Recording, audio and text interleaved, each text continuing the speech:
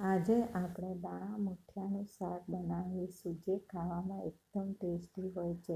દાણા મુઠિયાના શાકનો ટેસ્ટ ઊંધિયા જેવો જ હોય છે. શાક બનાવવા માટે સૌ પ્રથમ આપણે લીલા ધાણા, આદુ, લીલું લસણ, લીલા મરચાંને મિક્સરમાં ક્રશ કરીને એક પેસ્ટ બનાવી લઈશું. ત્યારબાદ મુઠિયાનો લોટ બાંધીશું. ઝીણી સમારેલી મેથી, ચણાનો લોટ, અજમો, સ્વાદ અનુસાર મીઠું, હિંગ, હળદર, લાલ મરચું, ધાણા જીરું 1 ચમચી, ખાંડ, લીલી ધાણાની જે પેસ્ટ બનાવી હતી એ 1 ચમચી, બધું બરાબર મિક્સ કરી લઈશું.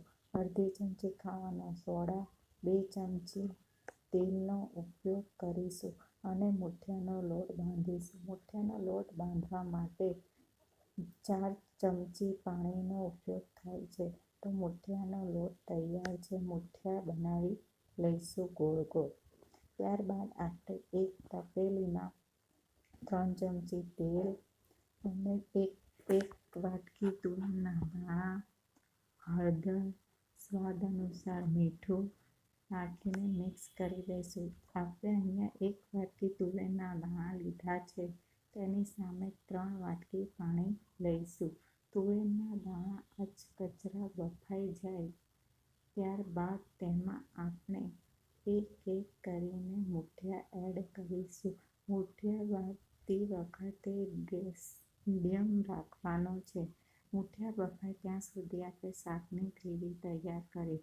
6 ચમચી તેલ, હિંગ, જીરું, લીલા ધાણાની જે પેસ્ટ બનાવી હતી તે 2 મિનિટ માટે તેલમાં સાતળી લઈશું. ત્યારબાદ તેમાં લાલ મરચું, ધાણા જીરું, ગરમ મસાલો, કાશ્મીરી લાલ મરચું, સ્વાદ અનુસાર મીઠું અને 3 ચમચી ગરમ પાણી નાખીશું. ગરમ પાણી નાખવાથી મરચાં બળી જતા નથી. ત્યારબાદ તેમાં 1 વાટકી ટામેટાની ગ્રેવી એડ કરીશું અને મીઠું નાખી દઈશું. ટામેટાની ગ્રેવી ત્યાં સુધી આપણે તુવેરના દાણા ચેક કરીશું. તુવેરના દાણા અને મુઠિયા બફાઈ ગયા છે. હવે શાકની ગ્રેવીમાં તુવેરના દાણા અને મુઠિયા એડ કરીને બરાબર મિક્સ કરી દઈશું.